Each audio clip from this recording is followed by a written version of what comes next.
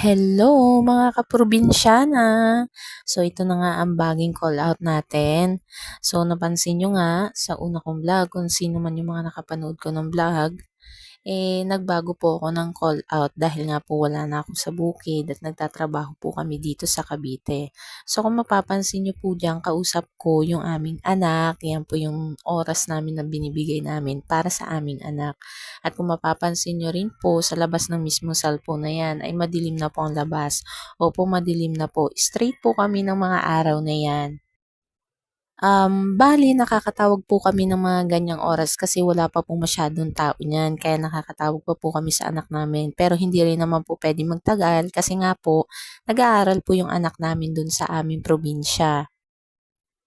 So 'pag mga ganyang oras po, ilang minuto lang po 'yan, nagpapaalam na rin po kami sa aming anak dahil nga po kailangan niya rin makapagpahinga dahil kinabukasan ay may pasok pa siya. Mapapansin niyo rin nga kung ano-anong effect ang ginagawa diyan ng anak ko. At kung maririnig niyo nga lang din ang boses niya diyan, napakaingay niya, sinasaway na nga siya ni tita niya at sigaw siya ng sigaw. Sinasaway ko na rin nga siya diyan dahil nga nakakatulilig ang ingay niya kahit sa cellphone. Pero kahit ganun pa rin, nakakatawang isipin na nakikita siya na ganyang kasaya kahit na malayo kaming mag-asawa. Yang mga oras na nga yan, sabi ko sa kanya matulog na siya at magpahinga na dahil may pasok siya bukas, kaya nagpaalam na kami dyan. Ito nga dito makikita nyo kumakain kami. Yung ulam namin dyan ay niluto pa ng aming boss. Yan ay kinukuha na lang namin doon sa kabilang bahay dahil malapit lang naman. Kung makikita nyo nga dyan, meron kami sinasawsawan. Napakahalang ng ginawang sawsawan dyan ni Mister. At anong oras na rin nga kami nakakain dyan. Dahil nga sa minsan may pa ilan-ilang na customer, kailangan muna namin unahin yun. At minsan pag may mga nagpapaluto ng order, makikita nyo nga dyan, ipinakita ko dyan yung cellphone ni Mister at pinakita ko kung anong oras na kami naghahapunan. Ganyan talaga pag nasa trabaho kami. Minsan kasi pag nakikita na namin yung aming mga tinitinda, nauumay na talaga kami. Kumakain na lang talaga kami para lang magkaroon ng laman ng aming tiyan. Makikita nyo nga diyan sa ibang kahabaan ng video, meron akong nilalagay sa hawang ni Mister which is yun yung mga sibuyas. Sa totoo lang po, hindi po kasi ako nakakakain ng sibuyas na luto. Nakakain ko lang po niya na hilaw. Sa bawang naman po ay pag pinirito. Alam ko pong weird pero hindi po yun karten. Talagang sapul po pagkabata, hindi po siya tinatanggap ng sikmura ko. Dito naman po mapapansin niyo meron akong ginagayat. Nagagayat po ako dito ng beef habang naghahalo po ako nung niluluto. Meron na po kasi ako ditong niluluto na binabantayan ko para po hindi siya matutungan ng ilalim. Kailangan po bantayang halu-haluin. At habang inaantay kong maluto, naggayat na rin po ako dito ng iba pang kailangan para sa tindahan. So kung mapapansin nyo nga po diyan, halos pumikit na ako sa kaantukan. Sanay naman po kami magpuyat, yun nga lang po talagang ng time na po yan straight po kami kaya medyo nakakaramdam na kami ng pagod at antok. So mapansin nyo nga po diyan, hinalo ko yung niluluto ko. At kung mapapansin nyo rin po, bigla akong pumihit dito kasi nagsabi si Mister na meron pong umo-order ng lomi. So kailangan ko pong magluto ng order.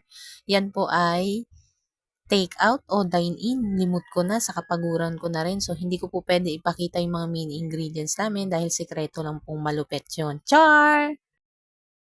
Pero totoo po, hindi po namin sinishare yung ingredients na yan kasi yan po ay sariling gawa ng aming tiyuhin. Which is yun po yung aming boss. So kung mapapansin nyo nga po dyan, sinalin ko na nga po yan. No? Pagpasensyahan nyo na po at nabubulo na po ako. Nagmamadali lang po talaga akong i-record to dahil may duty pa po kami. So nagpahinga po kami at syempre pang umaga po yung aming pagpapahinga. So ang duty po namin ay panggabi. Makikita nyo nga po dyan, pinagpatuloy ko lang yung aking ginagawa. Pero bago yun, syempre, naghugas muna tayo ng kamay para naman malinis ang ating mga pagkain. Mapapansin nyo nga po dyan, ayan, tuloy-tuloy ako at halos pumikit na po talaga ang aking mata diyan dahil sa aking kaantukan.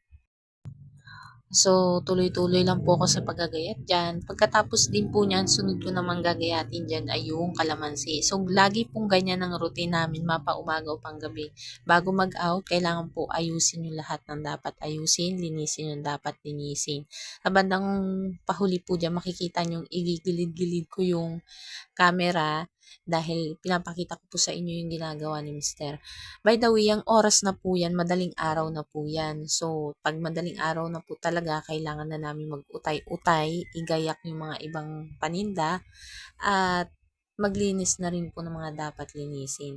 So, mapapansin nyo po dyan, yan, talagang halos pumikit na po talaga ako. Makikita nyo rin nga po dyan si Mister naguhugas na ng malalaking kaldero para po bago mag-out, yung ibang hindi na kailangan ipapadala po namin yun sa main, at yung iba naman po ay iiwan dito para may malinis na magagamit ang aming kapalitan. Bukod po dun, edi syempre, para pagdating po ng kapalitan namin, ay meron po silang ititinda. Kung sakali mang kulangin, yun po ay dinadagdagan na lang dahil meron naman pong lutuan at meron din naman pong iniiwang mga gayatin. Sa totoo lang po ng mga oras na yan, grabe na po ang antok namin pareho ni Mister. Medyo nanibago po kasi kami gawa nung nakaraan. Nakailang beses po kami ng palitan para makapag-day off. Bukod po doon kasi hindi pa bukas that time yung pwesto. Itong pwesto na nakikita nyo, bago pa lang po ito. Wala pa po itong isang buwan. So kaya po kami bigla nanibago kasi bigla kami nag-straight kasi nga lahat okay na yung schedule namin. So makita nyo nga dyan, binuhat na ni Mister yung niluto ko dahil yan nga po ay luto na. So, naglilinis-linis na lang po kami at makikita nyo nga po dyan, naglalagay po kami ng aming agahan ni Mister. Opo, yan po ang agahan namin sa umaga kasi kadalasan hindi na kami nakakakain. Healthy naman po yan at maganda para sa mga taong laging bloated at gusto nyo po yung makadumi kayo ng normal. Maganda po yan. Sa susunod po, ilalagay ko po yan sa aking TikTok shop. Makikita nyo po kung ano yung mga kinakain namin na yan. So, nag-aalmusal muna kami bago kami mag-out. By the way, nandyan na rin po yung kapalitan namin. So, siya po ay aking tiyuhin din. Hindi lang po talaga halata kasi basta, yun na po yun. Makita nyo nga po dyan, nakain kami at makita nyo rin na pinipindot-pindot ko dyan yung mukha ni Mister kasi natutuwa ako sa taba niyan. Talagang lumulobo na siya. Sabi nga namin, hindi na tayo halos nagkakakain pero lumulobo pa rin tayo. Makita nyo nga, inuubos na lang namin yan at pagkatapos niyan, magkwekwenta na ako ng aming benta para ma-remit sa aming boss. At syempre, makita nyo nga diyan, bago mag-out, pinipilit namin makakain kami. By the way, yung aming kinakain na yun ay isa po yung cereal mix. Basta makikita nyo na lang po yun. So yan, kami, pauwi na po kami dyan. Yan, medyo maliwanag na. Natatawa pa nga ako kay Mister dahil sabi niya para daw siyang nakalutang na damit dahil hindi nga makita sa liwanag. Na makarating namin sa bahay, yan, makikita nyo, naghugas lang ako ng kamay at diretso sa akyat. So, susunod na po ang skincare routine. Mag-antabay lang po kayo. Paalam!